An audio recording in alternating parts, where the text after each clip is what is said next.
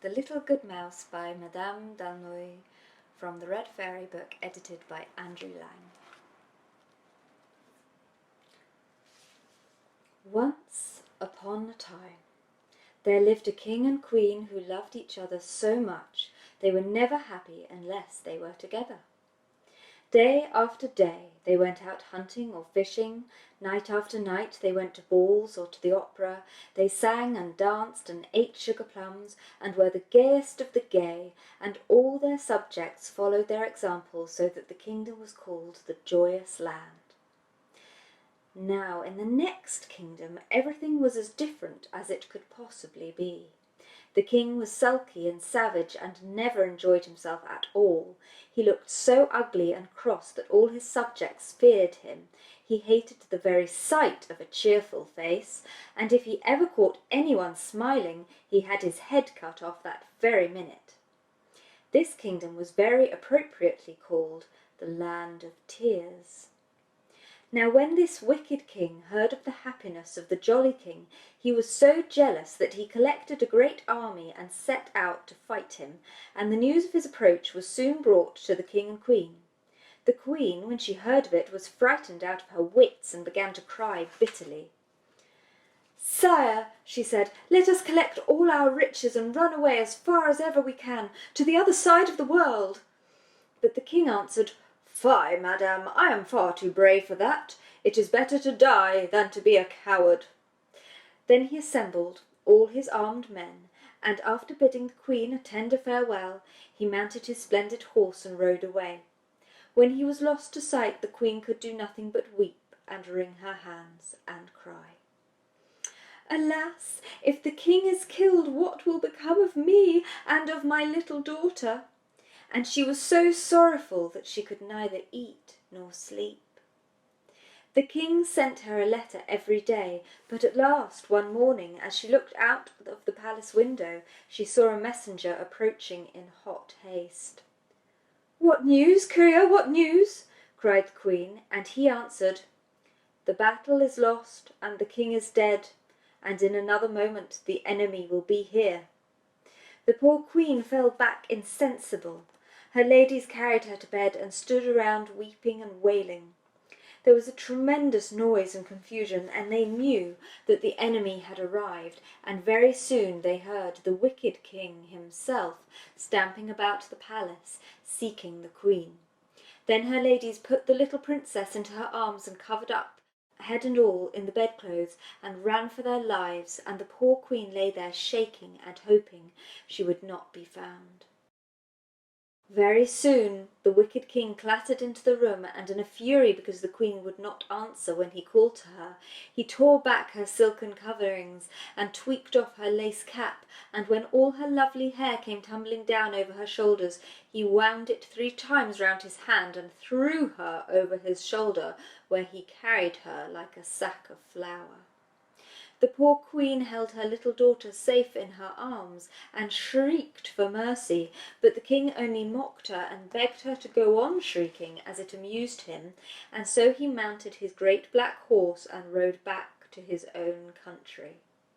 There he declared he would hang the queen and the little princess on the nearest tree, but his courtiers said that seemed a pity, for when the baby grew up she would be a very nice wife for the king's only son. The king was rather pleased with this idea.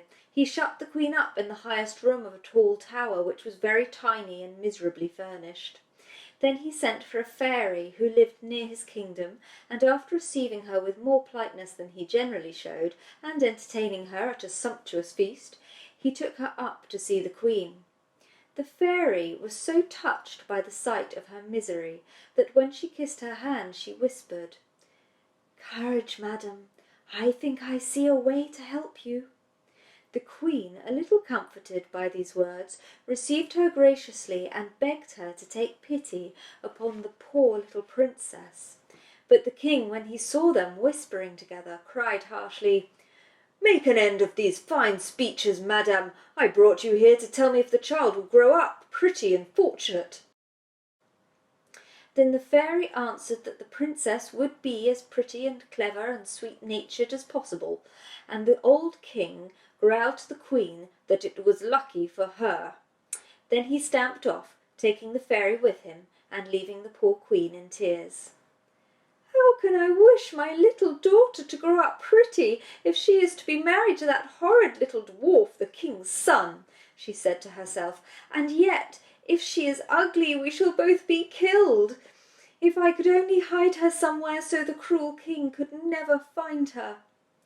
As the days went on, the queen and the little princess grew thinner and thinner, for their hard-hearted jailer gave them every day only 3 boiled peas and a tiny morsel of black bread. They were always terribly hungry.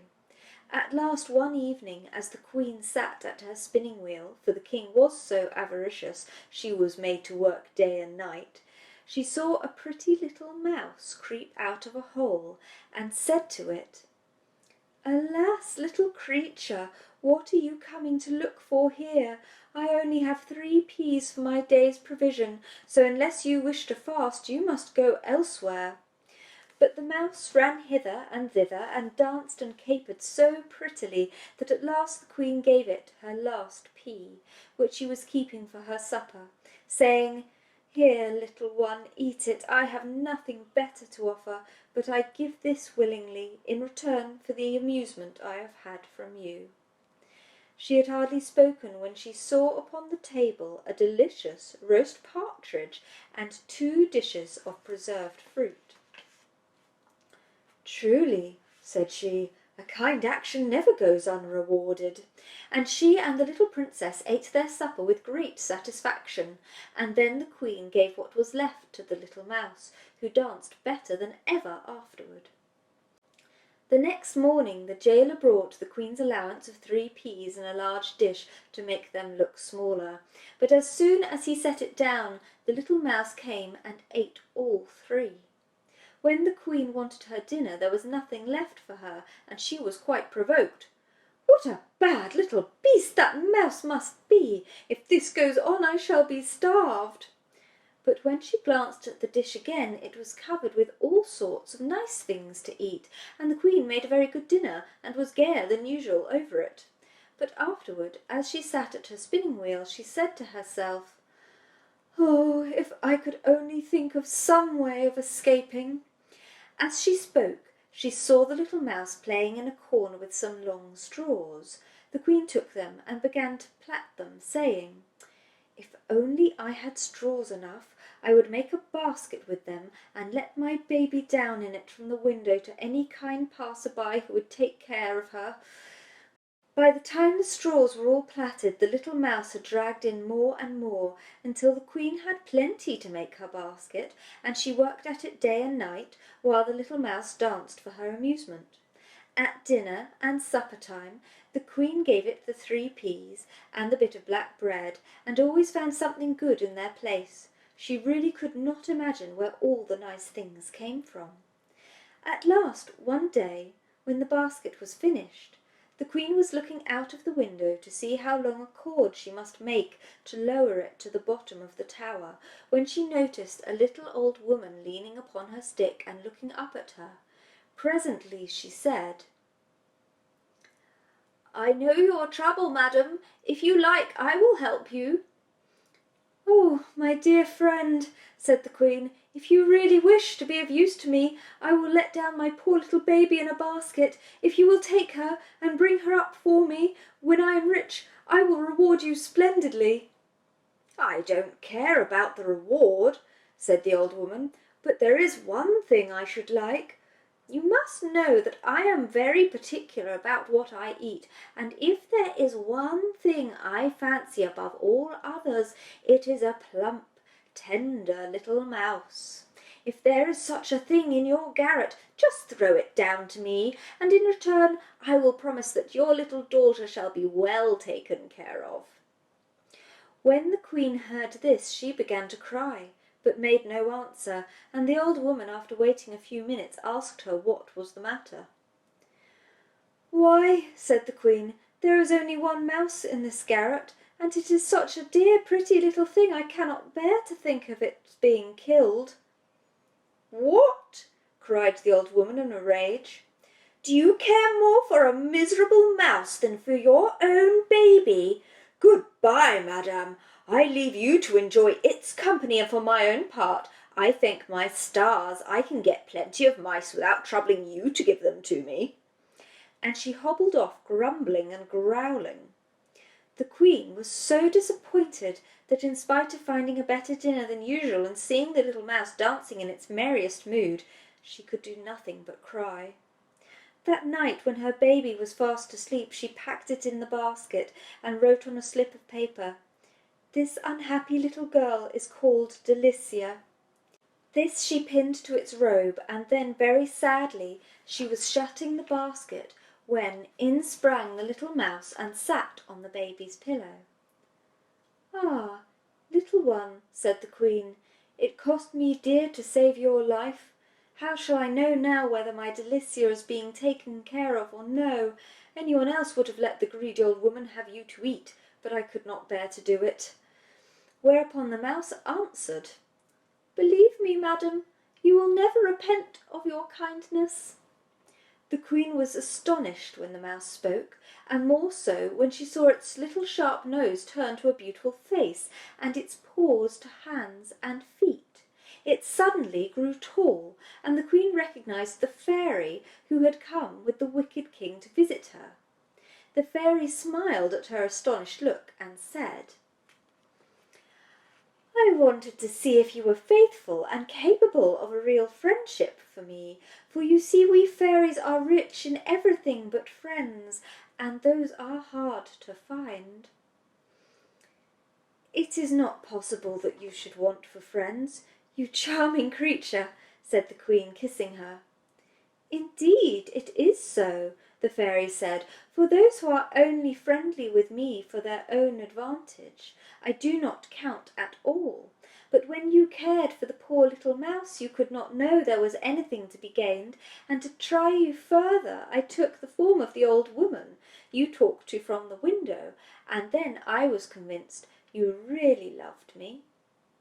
Then, turning to the little princess, she kissed her rosy cheek 3 times, saying, "Dear little one, I promise that you shall be richer than your father and shall live 100 years, always pretty and happy, without fear of old age and wrinkles." The Queen, quite delighted, thanked the fairy gratefully and begged her to take charge of Delicia and bring her up as her own daughter. This the fairy agreed to do, and they shut the basket and lowered it carefully, baby and all, to the ground at the foot of the tower.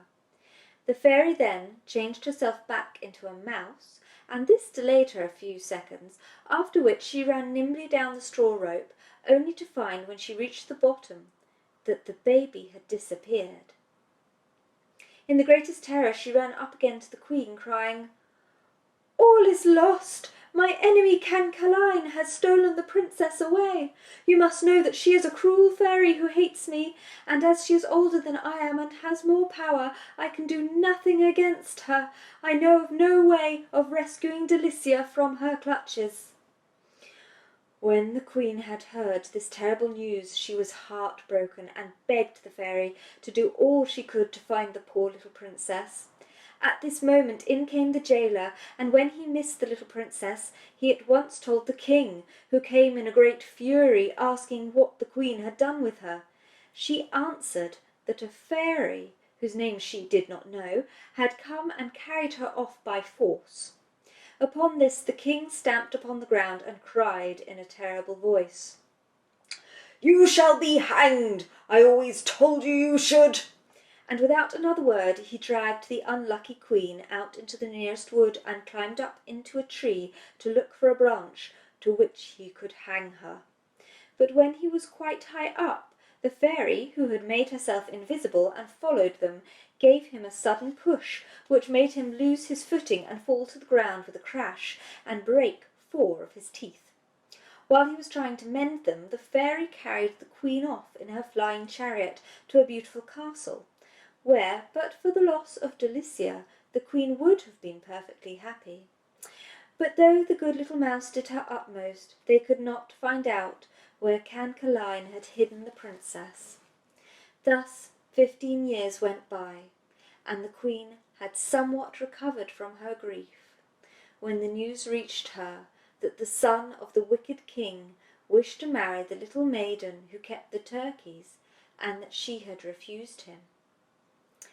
The wedding dresses had been made, nevertheless, and the festivities were to be so splendid that people for leagues around were flocking in to be present. The queen felt curious about a little turkey maiden who did not wish to be a queen, so the little mouse went to the poultry yard to find out what she was like. She found the turkey maiden sitting upon a big stone, barefooted and miserably dressed in an old coarse linen gown and cap. The ground at her feet was all strewn with robes of gold and silver, ribbons and lace, diamonds and pearls, over which the turkeys were stalking to and fro, while the king's ugly, disagreeable son stood opposite her, declaring angrily that if she would not marry him, she should die. The turkey maiden answered proudly, "I never will marry you. You are too much like your cruel father. Leave me in peace with my turkeys, which I like far better than all your fine gifts." The little mouse watched her with the greatest admiration, for she was as beautiful as the spring. As soon as the wicked prince was gone, she took the form of an old peasant woman and said to her, "Good day, my pretty one. You have a fine flock of turkeys there." The young turkey maiden turned her gentle eyes upon the old woman and answered, "Yet they wish me to leave them to become a miserable queen." "My child," said the fairy, "a crown is a very pretty thing, but you know neither the price nor the weight of it." "I know so well that I have refused to wear one," said the little maiden, "though I don't know who was my father or who was my mother, and I have not a friend in the world." "You have goodness and beauty, which are of more value than 10 kingdoms," said the wise fairy. "But tell me, child, how came you here, and how is it you have neither father nor mother nor friend?" "A fairy called Cancaline is the cause of my being here," answered the girl. "While I lived with her I got nothing but blows and harsh words, until at last I could not bear it any longer, and ran away from her without knowing where I was going. And as I came through a wood, the wicked prince met me and offered to give me charge of the poultry yard. I accepted gladly, not knowing I should have to see him day by day. Now he wants to marry me, but to that I will never consent." Upon hearing this, the fairy became convinced that the little turkey maiden was none other than Princess Delicia. "What is your name, my little one?" said she. "I am called Delicia, if it please you," she answered.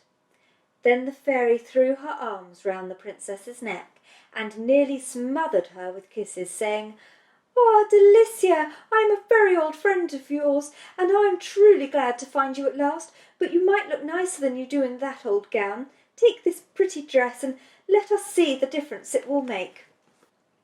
So Delicia took off the ugly cap, and shook out her fair shining hair, and bathed her hands and face in clear water from the nearest spring, till her cheeks were like roses. When she was adorned with diamonds and the splendid robe the fairy had given her, she looked the most beautiful princess in the world, and the fairy, with great delight, cried, "Now you look as you should look, Delicia. What do you think about it yourself?" And Delicia answered, "I feel as if I were the daughter of some great king." "And would you be glad if you were?"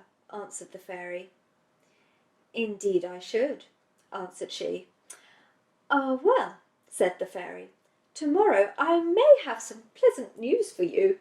So she hurried back to her castle, where the queen sat busy with her embroidery, and cried, "Well, madam, will you wager your thimble and your golden needle that I am bringing you the best news you could possibly hear?" "Alas," sighed the queen, "since the death of the jolly king and the loss of my Delicia, all the news in the world is not worth a pin to me." "There, there, don't be melancholy," said the fairy. "I assure you the princess is quite well, and I have never seen her equal for beauty. She might be a queen tomorrow if she chose. And then she told all that had happened. The queen first rejoiced over the thought of Delicia's beauty, and then wept at the idea of her being a turkey maiden. "I will not hear of her being made to marry the wicked king's son," she said. "Let us go at once and bring her here."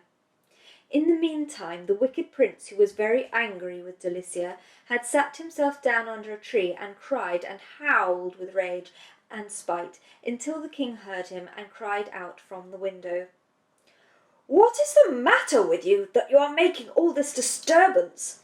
The prince replied, "It is all because our turkey maiden will not love me." "Won't love you, eh?" said the king. "We'll very soon see about that." So he called his guards and told them to fetch Delicia. "See if I don't make her change her mind pretty soon," said the wicked king with a chuckle. Then the guards began to search the poultry yard and could find nobody there but Delicia, who, with her splendid dress and her crown of diamonds, looked such a lovely princess they hardly dared speak to her. But she said to them politely, "Pray tell me what you are looking for here." "Madam," they answered, "we are sent for an insignificant little person called Delicia." "Alas," said she, "that is my name. What can you want with me?" So the guards tied her hands and feet with thick ropes for fear she might run away, and brought her to the king, who was waiting with his son. When he saw her, he was very much astonished at her beauty, which would have made anyone less hard-hearted sorry for her, but the wicked king only laughed and mocked at her and cried, "Well, little fright, little toad, why don't you love my son, who is far too handsome and too good for you? Make haste and begin to love him this instant, or you shall be tarred and feathered." Then the poor little princess, shaking with terror, went down on her knees, crying, "Oh, don't tar and feather me, please. It would be so uncomfortable. Let me have 2 or 3 days to make up my mind, and then you shall do as you like with me." The wicked prince would have liked very much to see her tarred and feathered, but the king ordered that she should be shut up in a dark dungeon. It was just at this moment that the queen and the fairy arrived in the flying chariot. The queen was distressed at the turn affairs had taken, and said miserably that she was destined to be unfortunate all her days, but the fairy bade her take courage. "I'll pay them out yet," said she, nodding her head with an air of great determination. That very same night, as soon as the wicked king had gone to bed, the fairy changed herself into the little mouse, and creeping up onto his pillow, nibbled at his ear. The king squealed loudly and turned over on his other side, but that was no good, for the little mouse only gnawed away at the second ear until it hurt more than the first one.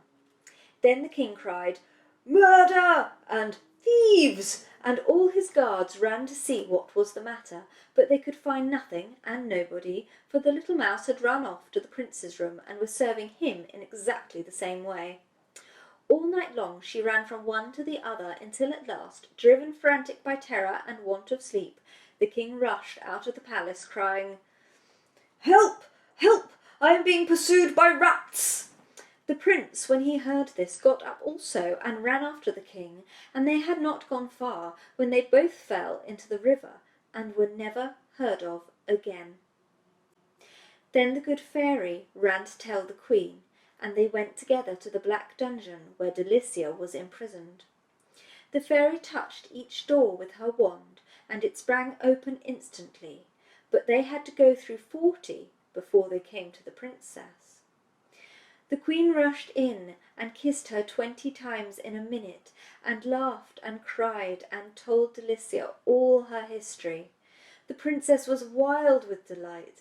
Then the fairy showed her all the wonderful dresses and jewels she had brought for her, and said, "Don't let us waste time, we must go and speak to the people." So she walked first, looking very serious and dignified, and wearing a dress with a train at least 10 ells long. Behind her came the queen, wearing a blue velvet robe embroidered with gold and a diamond crown that was brighter than the sun itself. Last of all walked Delicia, who was so beautiful it was nothing short of marvellous. They proceeded through the streets, returning the salutations for all they met, great or small, and all the people turned and followed them, wondering who these noble ladies could be. When the audience hall was quite full, the fairy said to the subjects of the wicked king that if they would accept Delicia, who was the daughter of the jolly king, as their queen, she would undertake to find a suitable husband for her, and would promise that during their reign there should be nothing but rejoicing and merrymaking, and all dismal things should be entirely banished. Upon this the people cried with one accord, "We will! We will! We have been gloomy and miserable too long already!" And they all took hands and danced round the queen and Delicia and the good fairy, singing, "Yes, yes, we will, we will!" Then there were feasts and fireworks in every street in the town, and early the next morning the fairy, who had been all over the world in the night, brought back with her in her flying chariot the most handsome and good-tempered prince she could find anywhere. He was so charming that Delicia loved him from the moment their eyes met, and as for him, of course, he could not help thinking himself the luckiest prince in the world. And they all lived happily ever after. The end.